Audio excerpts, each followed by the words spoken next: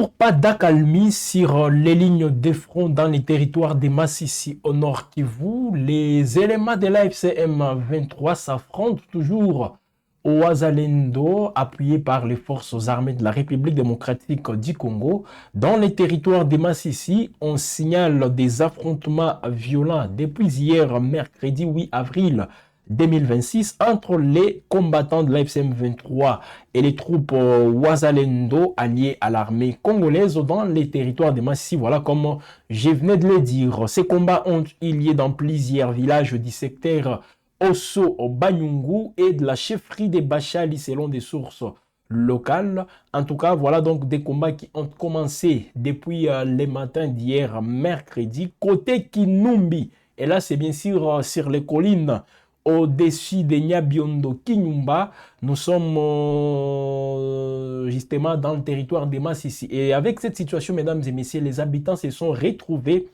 dans une situation très très compliquée avec des tirs et des bombardements qui étaient entendus. Il y a eu aussi des combats côté Chingisha et même au niveau des Pati. Voilà donc les habitants qui donnent toutes ces précisions, mesdames et messieurs, avec tout ce qui se passe. Donc, le territoire de Massissi, une fois sous l'effet, et ce n'est pas seulement les simples armes lourdes ou légères comme on les voit souvent, on évoque même les drones qui sont venus justement, donc la force aérienne, les drones sont intervenus pour faire, donc pour anéantir tout ce que l'AFCM 23 pouvait faire comme résistance. Voilà, c'est pas moi qui l'ai dit, mais c'est plutôt la bouche autorisée du mouvement AFCM 23 qui a donc fait les points, une mise à jour quant à ça. C'était hier mercredi, Lawrence Kanyuka, qui est revenu justement sur ces combats dans les territoires de Massissi en disant c'est mercredi 8 avril 2026. Il a fait un tweet là-dessus que vous pouvez déjà suivre à 16h juste selon lui. Un drone des combats des forces coalisées du régime de Kinshasa a frappé la zone densément peuplée de Nyabiondo dans les territoires de Massissi. À quelques jours de l'ouverture, voilà, on peut déjà voir les tweets, s'il vous plaît, Faustin, pour que ça rime déjà avec ce que nous disons. Voilà, Lawrence Kanyuka, à quelques jours de l'ouverture du nouveau round du processus de paix de Doha, cette attaque a causé d'importants dégâts matériels, détruit plusieurs habitations civiles et plongé de nombreuses familles innocentes, voilà, dans une profonde détresse. L'AFCM 23 continue de documenter les multiples violations du cessez-le-feu tout en dénonçant les refus obstinés et inacceptables du régime de Kinshasa de procéder à la libération de ces prisonniers arbitrairement détenus dans différentes prisons de la République démocratique du Congo. Voilà donc Lawrence Kanyuka, porte-parole de l'AFCM 23, qui a fait un tweet, bien sûr, concernant cette situation, les combats dans les territoires des Massissi. Là, on parle des drones. Hein. Voilà, jusque-là, aucune réaction côté forces armées de la République démocratique du Congo. Alors, on sait tous la position des Ouazalendo par rapport à ça. Les Ouazalendo sont toujours déterminés à en finir une fois pour toutes avec tout ce qui se passe avec l'AFC M23. Voilà donc, mesdames et messieurs, une situation très tendue sur terrain. La fois passée, c'était les territoires à Calais. Voilà, dans les sites Kivu, Calais, c'est un territoire du site Kivu, bien sûr, où les rides combats ont été enregistrés entre l'AFCM 23 et les forces gouvernementales de Kinshasa. Et là, c'est maintenant Massissi, avec, on parle des drones qui sont venus, bien sûr, bombarder. Alors, déjà, comme vous pouvez le constater, c'est vrai, c'est à la veille, mesdames et messieurs, de la relance du processus de Doha, ou du processus diplomatique, les discussions entre Kinshasa et l'AFC M23. Et chaque jour, on est en train de revenir sur ça. Pourquoi? Parce qu'il y a des détails qui tombent. Chaque jour, nous avons encore nous obtenons des précisions, mesdames et messieurs, sur les déroulements, sur tout ce qui est prévu, les programmes, voilà, de ces pourparlers qui ne vont plus se tenir à Doha, mais plutôt en Suisse, à Genève, en Suisse. Alors ici, ce sont bien sûr les informations avec nos confrères de la Radio France Internationale qui évoquent une série de rencontres prévues du 13 au 17 avril dans les pays. Voilà, donc là on parle bien sûr de la Suisse, hein, sous réserve que plusieurs obstacles à leur tenue soient levés. Parce qu'il y a justement toujours des obstacles. Alors il faut que les obstacles soient levés pour entamer directement, ou disons pour plutôt relancer les discussions entre les deux parties. On parle de la date. Donc c'est prévu, ça commence le 13 et c'est jusqu'au 17 avril 2026. Alors, à l'ordre du jour, il s'agit bien évidemment de la relance des discussions directes entre les deux parties et surtout l'évaluation de la mise en œuvre des deux protocoles qu'ils ont déjà signés. Sur les 8, des protocoles sont déjà signés. Alors, il faut aussi, c'est très important de voir où est-ce qu'on en est avec la mise en place de tous les engagements pris dans le cadre des différents protocoles. Sur les 8, comme je viens de le dire, il n'y a que 2 protocoles qui sont déjà signés. Alors, 3 semaines après, bien sûr, les réunions organisées à Washington sous les auspices des États-Unis d'Amérique, à l'occasion, bien sûr, à l'occasion desquelles des mesures de désescalade avaient été annoncées. C'est encore une tentative de médiation entre Kinshasa et Kigali qui se dessine pour tenter de mettre, bien sûr, fin au conflit qui déchire la partie est de la République démocratique du Congo. Et c'est encore une fois le Qatar qui est à la manœuvre. Le Qatar qui tente encore d'obtenir une désescalade. Cette fois-ci, c'est entre l'AFC M23 et le gouvernement de Kinshasa. C'est vrai, au niveau de Washington, c'est les États-Unis qui ont tenté, même, il y a eu des signatures qui sont intervenues. Alors, Doha cherche, hein, Doha qui cherche parce que c'est lui toujours le médiateur. Bien qu'on délocalise les pourparlers, mais les Qatar restent toujours le médiateur. Qu'est-ce qui est fait ici? C'est donc une façon pour Doha de vouloir relancer les discussions entre les autorités ou dont les gouvernements de la République démocratique du Congo et l'AFC M23 à travers des pourparlers qui sont envisagés non plus dans l'Émirat, mais en Suisse. Alors, selon toujours ces mêmes informations, une série de rencontres y est donc ainsi prévue du 13 au 17 avril avec à l'ordre du jour la relance des discussions directes entre les deux parties. Alors reste que plusieurs obstacles, comme je l'ai dit, il y a des obstacles qui devront plutôt être levés avant la tenue effective ou disons la relance effective bien sûr de ces pour parler. Alors, le premier obstacle a trait à la question des documents de voyage en possession des délégués de l'AFC M23. Oui, c'est évoqué. Alors que les discussions sont prévues en Europe, parce que là, ça va se dérouler en Europe, la plupart des représentants du mouvement AFC M23 ne disposent pas de passeports valides. La plupart n'ont pas de passeports valides. Si jusqu'à présent, les Qatar acceptaient, parce qu'avec les Qatar, ça passait facilement, les Qatar, lui, acceptaient de faciliter leur déplacement pour les rendez-vous fixés à Doha. Alors, il pourrait en être autrement sur le continent européen. C'est ça, justement, les grands obstacles. Hein, mais peut-être, il y aura des discussions en amont qui vont peut-être être menées pour que, justement, ils obtiennent une certaine mesure exceptionnelle afin d'être là et discuter avec le gouvernement ou disons les délégués du gouvernement de Kinshasa. Alors l'autre inconnu qui rend l'initiative délicate réside dans le fait que l'AFC M23 est une entité sous sanction. Voilà, les sanctions qui à un certain moment visaient l'AFC M23. Et ici, mesdames et messieurs, plusieurs de ces dirigeants de l'AFC M23 les sont également. Ils sont sous sanction. Il y a aussi des sanctions qui pèsent sur les régimes. C'est vrai, sur l'AFC M23, c'est vrai, ils peuvent aller à Doha. Mais en Suisse, ce n'est pas du tout facile. Alors, certains qui faisaient même l'objet des mandats d'arrêt émis par Kinshasa. Oui, Kinshasa qui avait, alors je ne sais pas cette hostilité, mais risque pas, je dirais, de freiner hein, cette relance qui est envisagée par les médiateurs et surtout par toutes les parties prenantes à ces processus. Alors, c'est une initiative, comme je l'ai dit, du Qatar.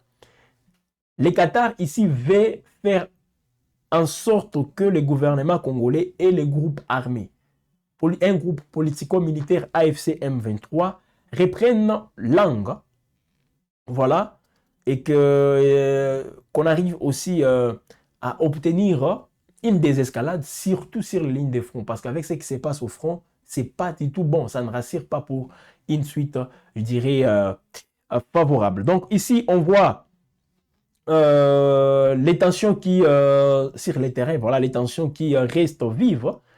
Ces derniers mois, même les 2 derniers jours, vous-même, vous avez compris avec les informations qu'on est en train de vous donner.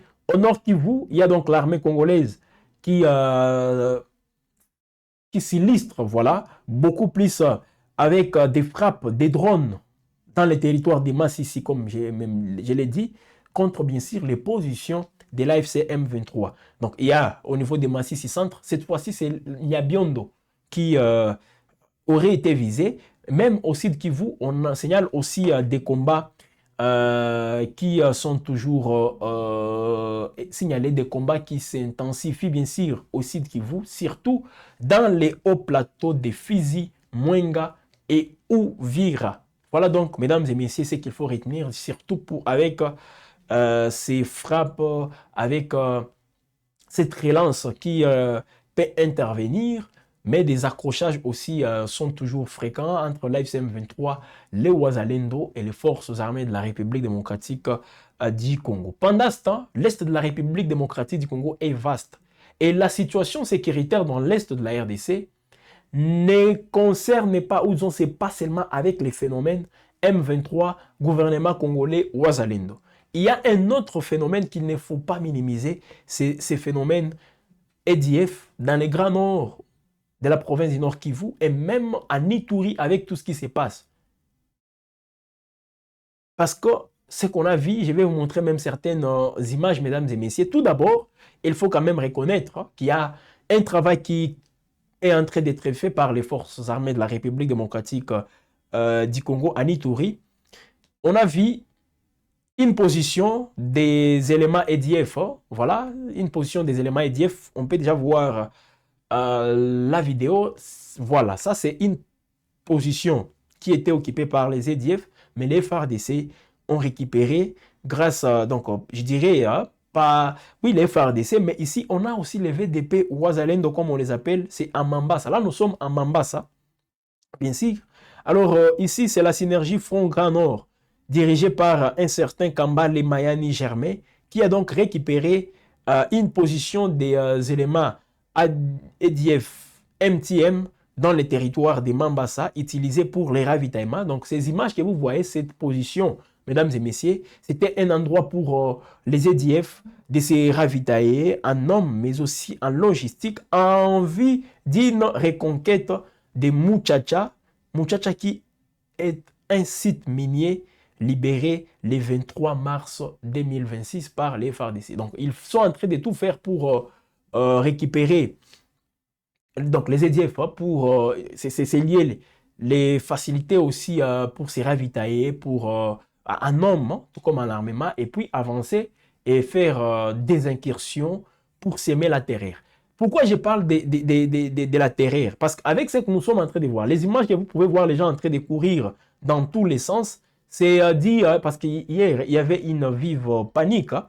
Hier, mercredi 8 avril, en pleine journée, toujours dans la cité de Mambasa, à la suite des rumeurs faisant état d'une incursion des rebelles ou disons des terroristes EDF. Regardez les images, mesdames et messieurs. Vous voyez les gens en train de courir dans tous les sens. Et il y avait aussi la pluie qui s'est invitée, une pluie très battante, hein, parce que même si vous voyez, si vous observez très bien, vous allez voir encore des flaques d'eau, ça et là, parce qu'il y avait une pluie battante, mais les habitants n'ont pas cette pluie ne les a pas empêchés, bien sûr, de courir dans tous les sens, voilà, notamment au quartier appelé Afrique du Sud, pour chercher à se mettre à l'abri. On a vu des enfants parfois non accompagnés qui ont été signalés dans la confusion avec des risques de se perdre. Ça se passe dans l'est de la RDC. Là, nous sommes à Mambasa, dans le territoire à Mambasa plutôt, dans la province de l'Ituri. L'Ituri, toujours sous état de siège. Même dans les zones sous état de siège, là où l'armée est censée avoir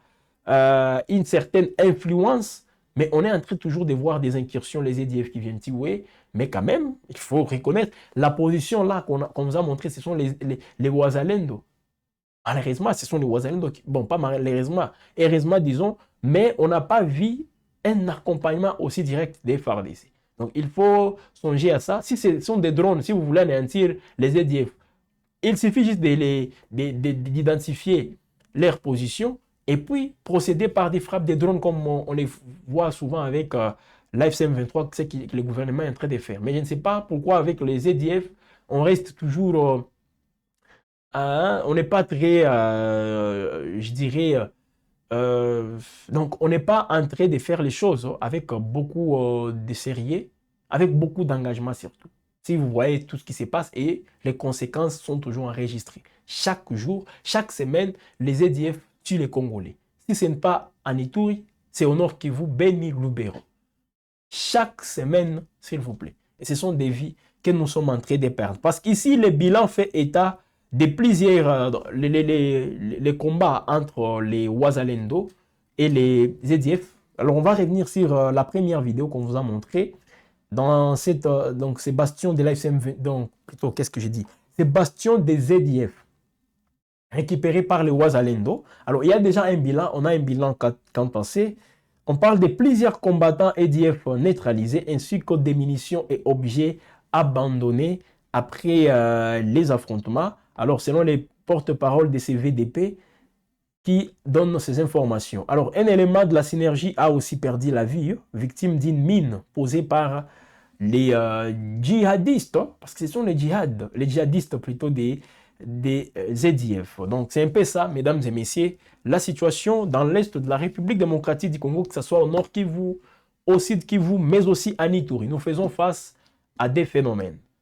Les premiers, les Ouazalendo et les éléments de la FCM 23, les Ouazalendo toujours avec les FARDC. Lawrence Kanyuka, qui parle porte-parole de la FCM 23, lui qui parle bien sûr des drones FARDC qui sont venus bombarder les zones densément peuplées. Ce qu'il dit. Dans les Nyabiondo, en territoire de Massissi, au nord Kivu. Donc c'est un peu ça la situation, toujours très tendue. Pendant ce temps, on est en train, chaque jour, nous obtenons, donc nous sommes en train d'avoir des précisions sur les processus de Doha, qui va se dérouler bien maintenant à Genève, sous médiation qatarienne, mais ça va donc se faire, mesdames et messieurs, et chaque jour, on est en train d'avoir des détails. Alors ici, on parle du 13 au 17, les pourparlers entre Kinshasa et la FCM 23. Je vous ai parlé aussi des obstacles qui risqueraient bien sûr de freiner un tout petit peu cette relance. Elles sont beaucoup plus administratives. Alors voyons voir si elles seront décantées et avancées. Alors nous sommes donc à la fin de cette tranche d'actualité sur Web Info. Merci à vous tous de nous avoir suivis. Merci à Faustin Mouiwa, c'est lui qui nous a bien sûr réalisé.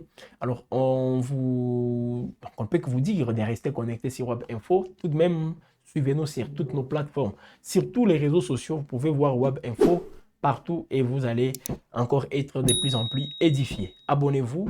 Suivez-nous donc et surtout des commentaires. Je veux qu'il y ait des commentaires réfléchis. C'est ça. Hein, il ne faut pas juste commenter par plaisir de commenter et raconter de n'importe quoi. Si vous voulez commenter, venez avec un argument. Vous n'êtes pas obligé de dire ce que nous disons. Non, vous pouvez nous contredire, c'est aussi ça. Tout comme vous pouvez soutenir ce que nous disons.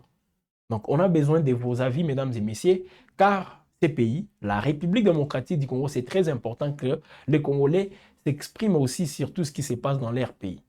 Bon, oui, il y a des députés qui sont là, mais est-ce que ce sont ces députés qui vont toujours parler pour vous? Non, il y a des réalités que vous connaissez. Vous avez aussi la parole, vous pouvez vous exprimer, et c'est comme ça qu'on sera toujours aussi en train d'avancer, et surtout, la responsabilité qui est toujours collective sera aussi valorisée.